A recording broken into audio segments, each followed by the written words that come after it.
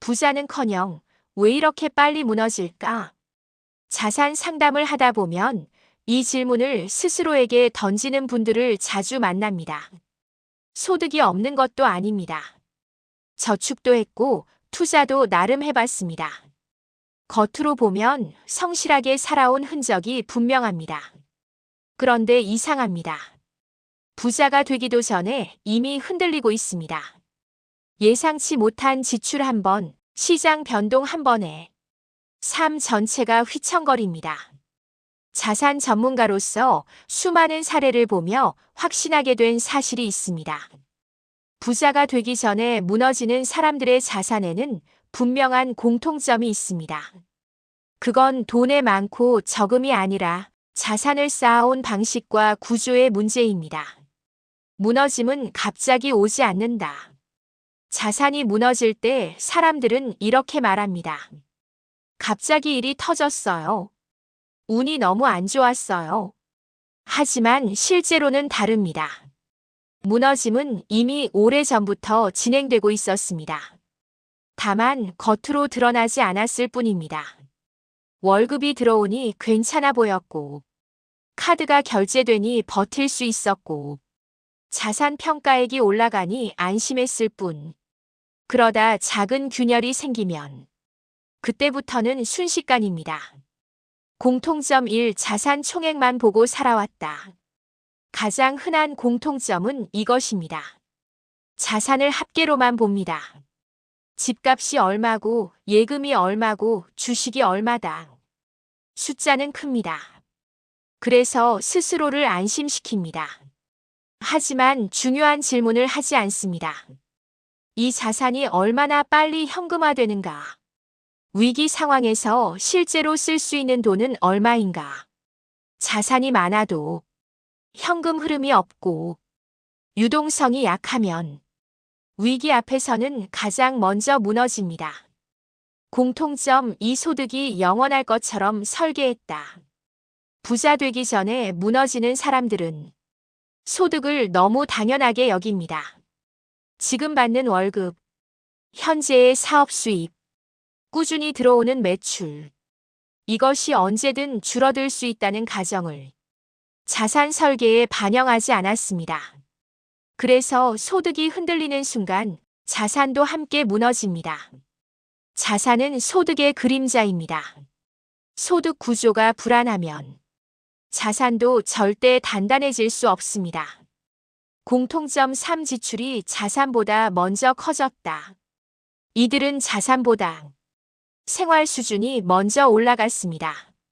차를 바꾸고, 집을 넓히고, 고정비를 늘리고, 자산이 늘어서가 아니라 이 정도면 되겠지라는 기대감으로 지출을 키운 경우가 많습니다. 이 구조의 문제는 명확합니다. 자산이 조금만 흔들려도 지출은 줄어들지 않습니다. 그래서 버티지 못합니다. 공통점 4. 한 방을 기대하는 순간이 있었다. 부자가 되기 전에 무너지는 사람들의 과거를 보면 한 번쯤 이런 생각을 했습니다. 이번에 제대로 벌면 다 해결된다.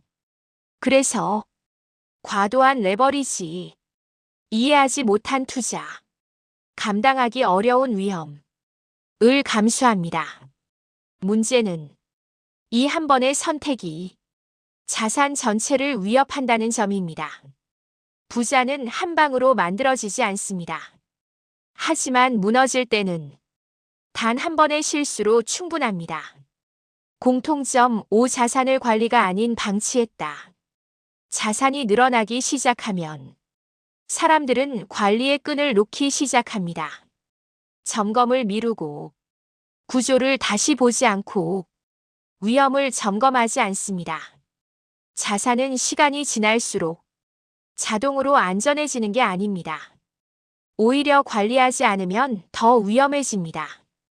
부자가 되기 전에 무너지는 사람들은 자산을 놔두면 굴러가는 것으로 착각합니다. 공통점 6. 연금을 나중 문제로 미뤘다. 놀랍게도 많은 사람들이 연금을 자산의 일부로 보지 않습니다. 나중에 생각해도 되지. 아직은 멀었잖아. 그 결과 자산 설계의 바닥이 비어 있습니다. 연금은 부자를 만들어주진 않지만 무너지지 않게 붙잡아주는 안전망입니다. 이 안전망이 없는 구조는 작은 충격에도 쉽게 붕괴됩니다. 왜 이 공통점들이 위험한가? 이 공통점들의 핵심은 하나입니다. 자산이 버티는 구조가 아니라 잘 될 때만 작동하는 구조였다는 것. 시장 상황이 좋을 때, 소득이 안정적일 때, 몸이 건강할 때는 문제 없어 보입니다. 하지만 인생은 반드시 변수를 만납니다. 그때 이 구조는 당신을 지켜주지 않습니다.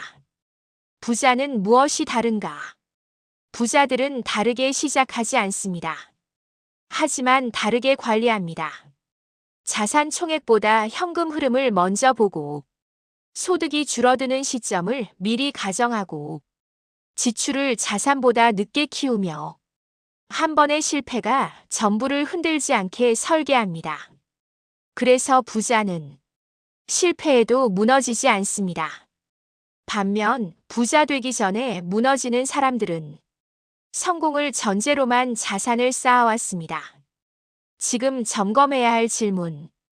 이 글을 읽고 있다면 스스로에게 꼭 물어보시길 바랍니다. 내 자산 중 당장 쓸 수 있는 돈은 얼마인가? 소득이 30% 줄어도 버틸 수 있는가? 고정비는 자산 증가 속도보다 빠르지 않은가? 한 번의 투자 실패가 치명적인 구조는 아닌가? 이 질문에 답하기 불편하다면 이미 신호는 와 있습니다. 마무리하며 부자가 되기 전에 무너지는 사람들은 게으르거나 무능해서가 아닙니다. 대부분 열심히 살아왔습니다. 다만 자산을 쌓는 순서와 구조가 틀렸을 뿐입니다. 자산의 진짜 목적은 부자가 되는 것이 아니라 무너지지 않는 것입니다. 지금 이 순간이 무너짐의 시작이 아니라 구조를 다시 세우는 출발점이 되길 바랍니다.